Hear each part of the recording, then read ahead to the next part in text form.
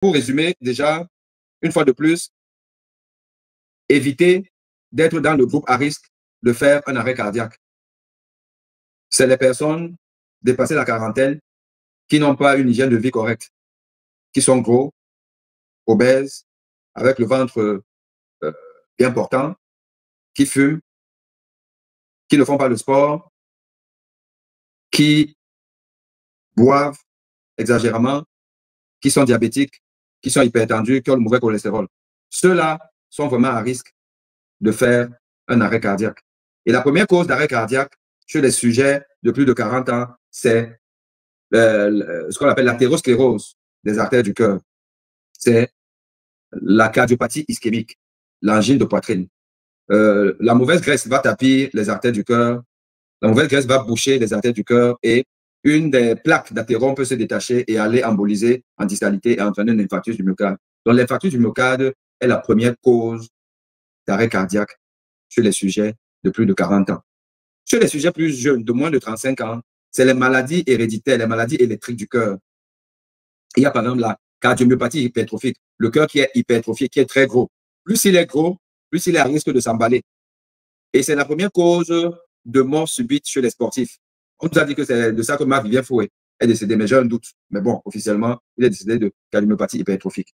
Il y a le syndrome du QT long. C'est un allongement donc de la repolarisation avec possibilité d'emballement du cœur. C'est dû à la mutation de certains gènes. Il y a plusieurs gènes qui mutent dans le syndrome du QT long. Il y a même le syndrome du QT court. C'est aussi une autre mutation différente de celle du syndrome du QT long. Il y a le syndrome de Brugada.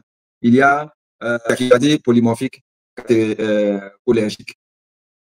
Et ceux-là, par exemple, on va leur interdire de faire du sport parce que c'est plutôt en faisant du sport que le cœur va s'emballer. Il y a des causes inconnues. Il y a le syndrome de repolarisation précoce. Il y a plusieurs entités qui sont dans le lot des cardiomyopathies arythmogènes. Il y a la dysplasie arythmogène du ventricule gauche, qui est en fait une dysplasie cardiomyopathie arythmogène, parce que même le ventricule gauche aussi peut être atteint. Vous avez une panoplie de maladies électriques du cœur. Ça, c'est sur les sujets donc de moins de 35 ans. Une fois que on a éliminé les causes susceptibles d'entraîner ça, il reste toujours une zone grise où on ne sait pas comment détecter les sujets à risque. Et donc, on aura toujours des arrêts cardiaques. Et parce qu'on aura toujours des arrêts cardiaques, il faut savoir faire la réanimation. Parce qu'il y a un principe qui est vrai dans la réanimation cardio-pulmonaire. C'est que plus tôt on intervient, mieux on a les chances de sauver le malade. Plus tard on intervient, moins on a les chances de sauver le malade. Et si on sauve bien le malade, on va le sauver avec des dégâts au niveau du cerveau. Parce que la période au cours de laquelle le cerveau n'est pas irrigué parce que le cœur s'est arrêté, cette période-là, elle est très importante. Il faut qu'elle soit la plus courte possible. C'est ce qu'on appelle le no-flow. Le no-flow. Le no-flow, c'est-à-dire qu'il n'y a pas du sang du tout qui arrive au cerveau. Le low-flow, c'est-à-dire qu'il y a du sang, mais en très petite quantité. Et il y a le reflow.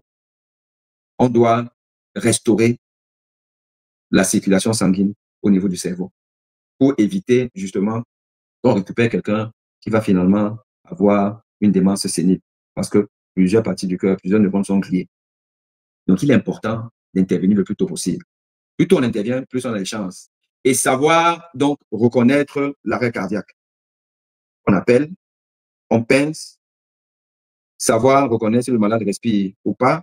On va se pencher la tête, l'oreille vers le visage de la personne, on regarde vers les pieds et on voit s'il y a des mouvements de bascule du ventre et de la poitrine. S'il n'y a pas de mouvement de bascule du ventre et de la poitrine, donc il n'y a pas de respiration, on met le malade dessus. Évitez de me mettre les malades en position latérale d'insécurité. Évitez ça, évitez ça. C'est trop, c'est trop. Puisqu'il faut masser le malade. C'est le massage qui sauve. Vous pouvez ne pas avoir de défibrillateur, d'ailleurs, qu'il n'y en a pas beaucoup dans nos contrées, mais savoir masser. Masser au niveau du creux. Ne dites pas que le cœur est ici, là. Parce qu'il y a l'effet d'optique. Hein. C'est ma gauche ici, là. Le cœur est là. Donc, vous allez mettre la main ici pour masser. Non. la paume de la main, là, cette partie-ci, là, doit être au niveau du creux et l'autre main au-dessus. Donc, vous allez être comme ça, là. Et vous ne devez pas masser étant comme ça, là. Vous devez être position verticale. Tac, tac, tac, bien. Sur un plan dur. Le malade doit être sur un plan dur. Vous massez bien. Tac, tac, tac, tac. 100 battements par minute. Au moins, entre 100 et 120. Vous massez parce que vous vous fatiguez. Si vous êtes fatigué et qu'il y a quelqu'un, passez la main. Passez la main. Et la personne qui est en train de regarder doit bien regarder comment on masse. Quand elle va venir masser, elle doit faire la même chose. Vous devez observer, vous dire que non, non, bon, allez, va un peu plus vite, ainsi de suite là. Ça parce que un massage qui n'est pas profond, qui n'est pas bien fait, il est plutôt délétère. Et si par chance, les gens viennent avec le défibrillateur, on va brancher le défibrillateur. Et vous pouvez laisser juste quelques secondes le temps. Maintenant, si c'est des défibrillateurs, bon, dans nos pays là où on est pauvre, les patrons disent que ça coûte cher, les gens, il y a encore les palettes. Les palettes. Il faut mettre absolument le gel sur la palette. N'oubliez pas mettre le gel et beaucoup de gel parce que les palettes sur la peau du malade, ça brûle. Ça brûle. Donc, vous devez mettre assez de gel sur les deux palettes avant de les poser là. Et vous allez appuyer pour déclencher la charge. Dès que c'est chargé, à un moment donné, ça vous dit, ça siffle que c'est prêt. Et tout le monde doit se dégager. Tout le monde doit se dégager. Et vous allez appuyer. Mais là, c'est des défibrillateurs semi-automatiques.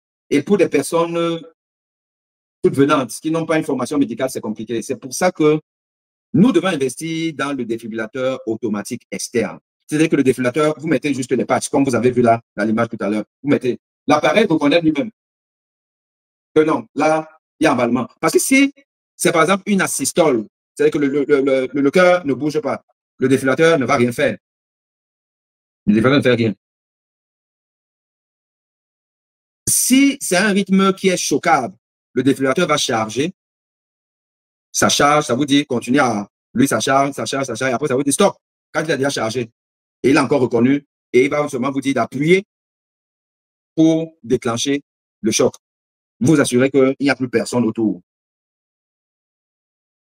Et donc, c'est spectaculaire, mais c'est réalisable. Il faut juste un training des personnes. Training. Pour voir que, ben oui, on peut le faire, c'est pas extraordinaire.